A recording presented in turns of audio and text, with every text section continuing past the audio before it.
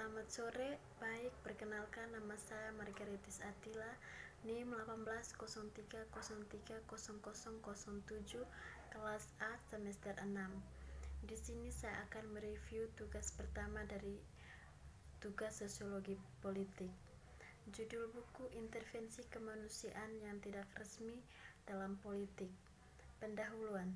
Jika seseorang manusia tidak menduduki negeriku, tetapi hanya menjengkelkan bagi negerinya sendiri, ia berada dalam jarak dari negaraku. Namun jika ia mengganggu negerinya sendiri, begitu besar kerusakan pikiran telah memisahkannya dari masyarakat manusia dan membuatnya bagiku dan membuatnya dan seluruh dunia menjadi musuh.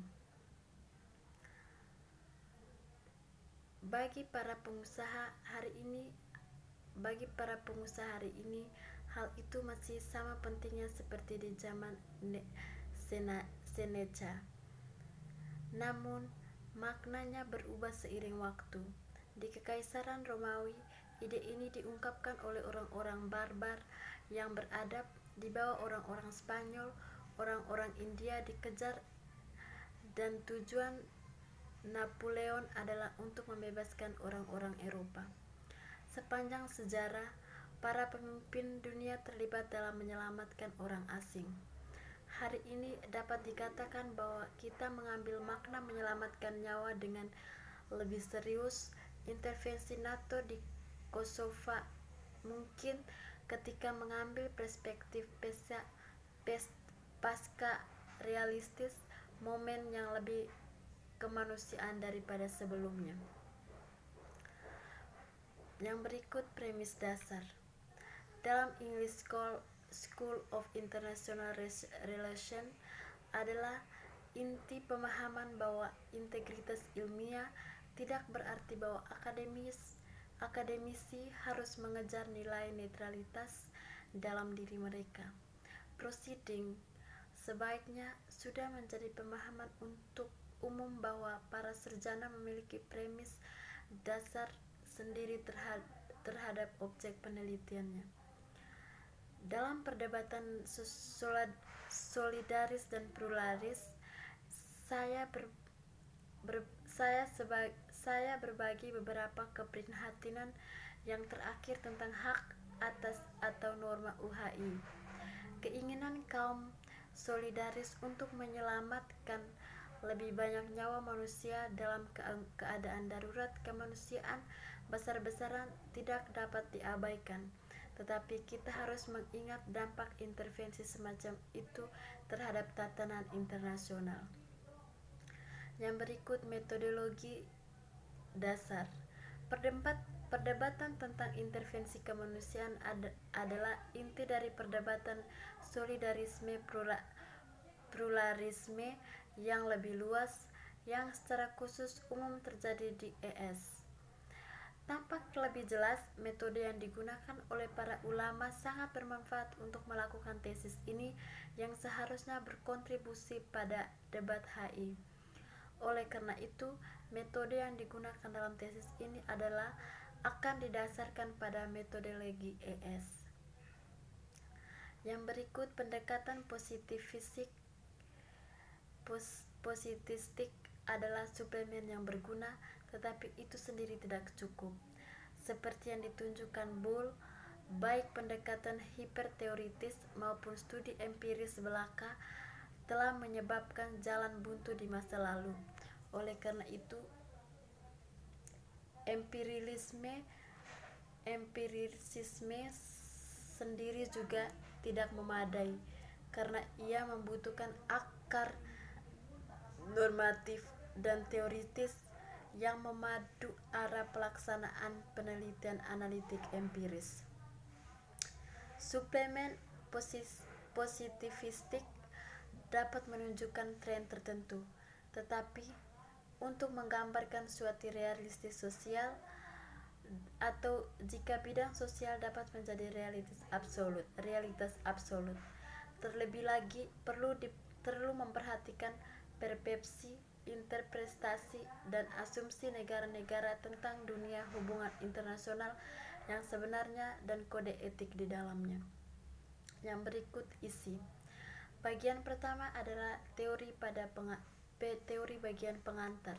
Setelah pengantar ini dengan pertanyaan penelitian dan metodologi dasar, bab teori tersebut termasuk tinjauan teori sekolah bahasa Inggris dengan fokus pada aspek-aspek yang relevan untuk proyek penelitian dalam debat HI akan menyusul. Perdebatan akademis cukup kompleks. Ini berlaku untuk berbagai item yang dibahas di dalamnya, tetapi untuk perkembangannya dan interaksi yang cukup dengan politik internasional praktis, saya akan mulai dengan kontributor utamanya dan kemudian mempersingkat perkembangan kecil sehingga perdebatan HI dipersempit menjadi R2P atau debat. Saya setelah itu melihat dua cabang samping yang belum fokus pada R2P secara spesifik, tetapi melihat dua cabang samping yang belum fokus pada RH2P secara fisik, tetapi tetap dalam wacana HI asli yang lebih luas dan perlu diketahui untuk tesis ini.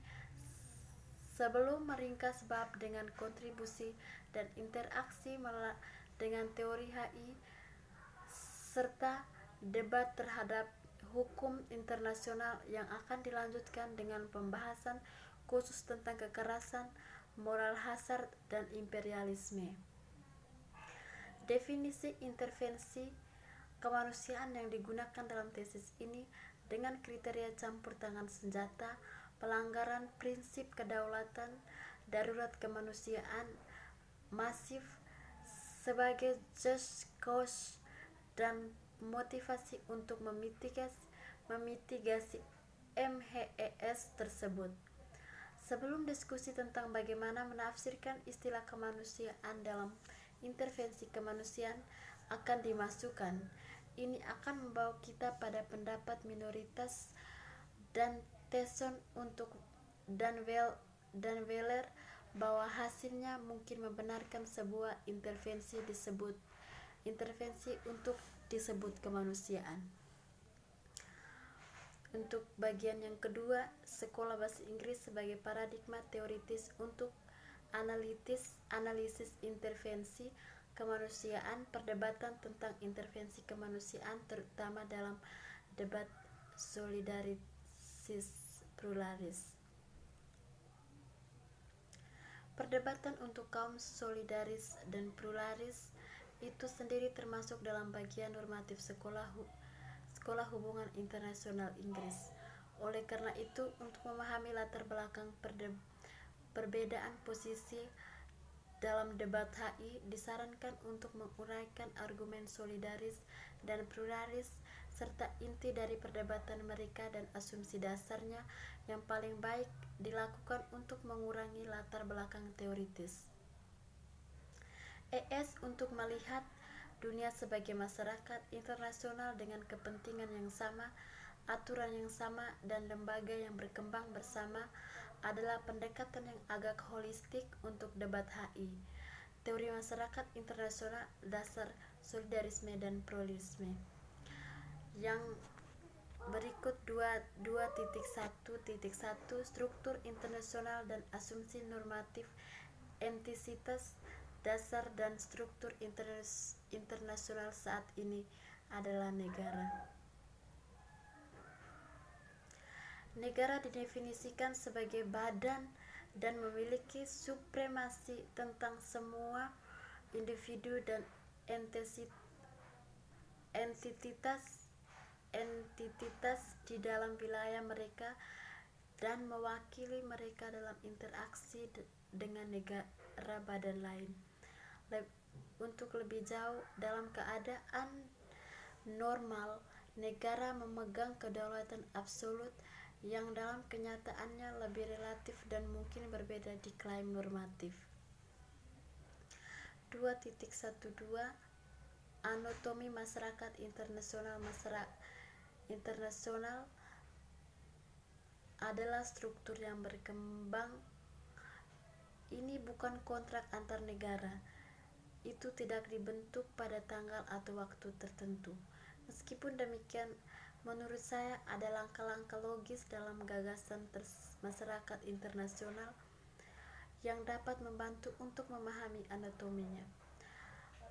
Yang pertama, menjalin hubungan antar negara. Yang kedua, mereka membentuk sistem internasional berdasarkan dasar dan mereka menarik kepentingan bersama. Yang ketiga, mereka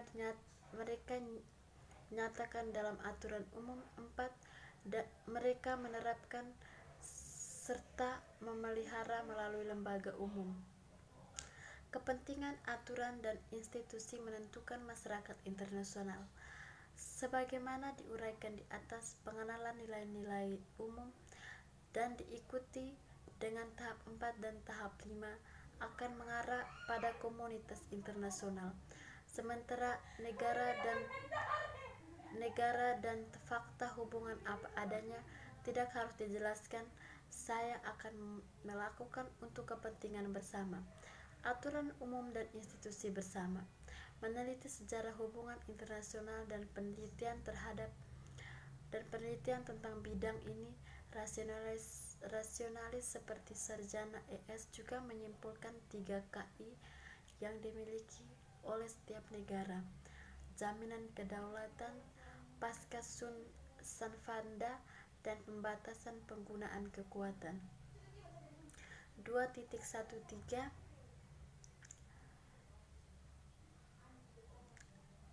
5. Lembaga masyarakat internasional dan HI debat karya ilmiah akan didasarkan pada 5 lembaga sebagaimana diuraikan dalam Bulls de Analysis Society. Garis besar dari kelima institut berikut: fungsi, batasan, dan interaksinya akan disajikan sekarang. Namun, saya akan mereduksi ini menjadi aspek-aspek yang diperlukan untuk pekerjaan ini. Cara terbaik untuk mendapatkan pemahaman yang lebih adalah dengan mempelajari 2 bagian dari Bulls de Analytical Society.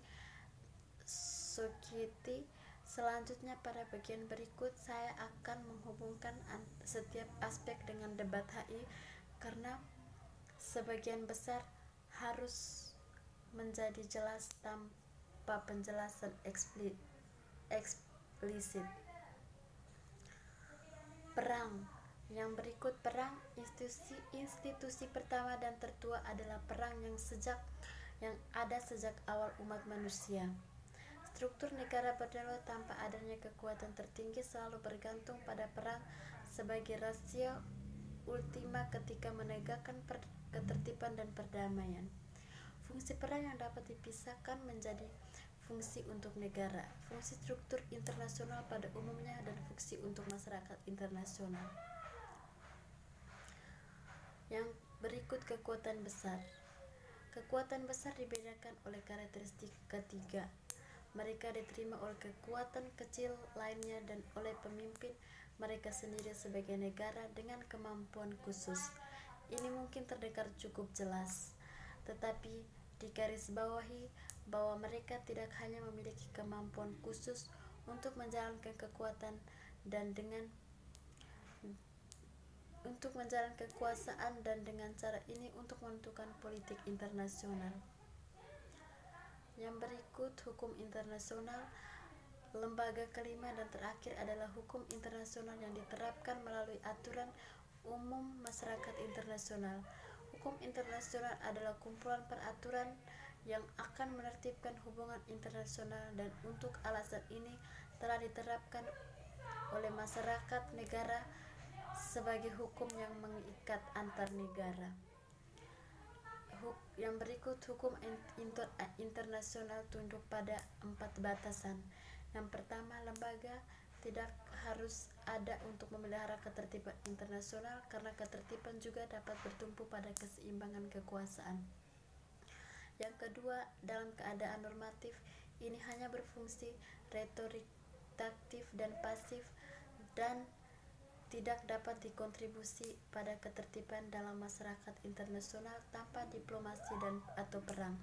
Satu-satunya cara aktif adalah seperti disebutkan di atas, perilaku timbal balik negara. Yang ketiga, kepatuhan dan ketat terhadap hukum internasional dapat menyebabkan ketidakstabilan hukum internasional. Ketiga, keseimbangan kekuasaan akan dipengaruhi oleh keputusan pada surat hukum. Yang terakhir, bagian dari hukum internasional mungkin juga memiliki agenda lain selain pemeliharaan ketertiban internasional. Khususnya hukum kerjasama internasional dapat merusak aturan dasar masyarakat internasional atau hukum koeksistensi internasional jika ditingkatkan secara berlebihan, seperti kasus untuk topik penelitian intervensi kemanusiaan. Terima kasih.